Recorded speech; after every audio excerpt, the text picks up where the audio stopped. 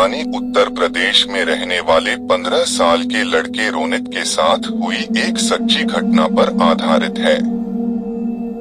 एक शाम रोनित अपनी ट्यूशन खत्म करके घर जाने के लिए बस स्टॉप पर बैठा बस का इंतजार कर रहा था। तभी उसने देखा कि एक बूढ़ी औरत वहीं बैठी रो रही थी। ये देखकर रोनित को बहुत बुरा लगा और इंसानियत के नाते उसने उस औरत को पानी ऑफर किया।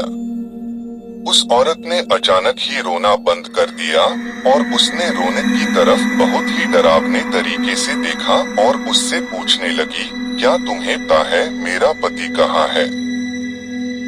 पता है तो मुझे अभी बता दो, वरना तुम्हारे साथ अच्छा नहीं होगा। रोनित उसका ये सवाल सुनकर 2 कदम पीछे हट गया। उसे लगा कि वो औरत शायद पागल है, लेकिन वो औरत अपनी जगह से उठी और रोनित की तरफ बढ़ने लगी। रोनित ने तब देखा कि उस औरत के पैर उल्टे थे और वह जमीन से थोड़ा ऊपर हवा में थी। यह सब देखते ही रोनित बुरी तरह डर गया।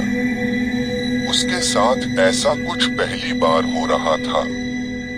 उसने अपनी पानी की बोतल वहीं छोड़ी और भागने लगा। भागते भागते वो सीधा अपने घर पहुंच गया।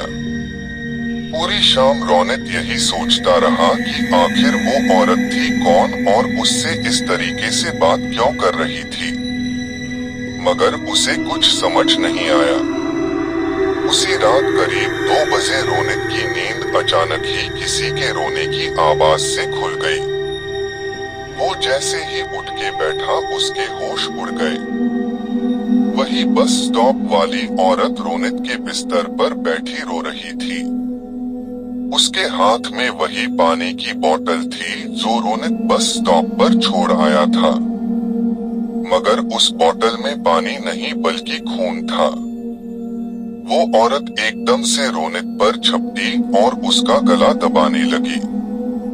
उसका चेहरा इतना डरावना था कि जैसे वो रोनित को वही खा जाएगी।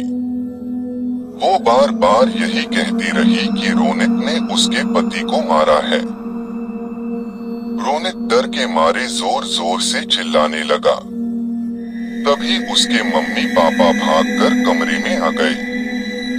उन्होंने जैसे ही लाइट ऑन की, औरत रोनित के ऊपर से गायब हो गई। बेचारा रोनित हक्का पक्का होकर रोते हुए अपने पेरेंट्स को सब कुछ बताने लगा, लेकिन उसके मम्मी पापा को लगा कि शायद उसने कोई बहुत बुरा सपना देखा है। आज तक रोनित समझ नहीं पाया है कि उसके साथ उस दिन आखिर क्या हुआ था और वो औरत कौन थी, लेकिन रोनित उस रात के बाद से कुछ महीनों तक बहुत सहमा सहमा रहने लगा। उसने अपनी ट्यूशन भी छोड़ दी और फिर कभी उस बस स्टॉप वाले रास्ते पर नहीं गया। आपको क्या लगता है, कौन थी वो औरत? कैसी लगी आपको आज की कहानी?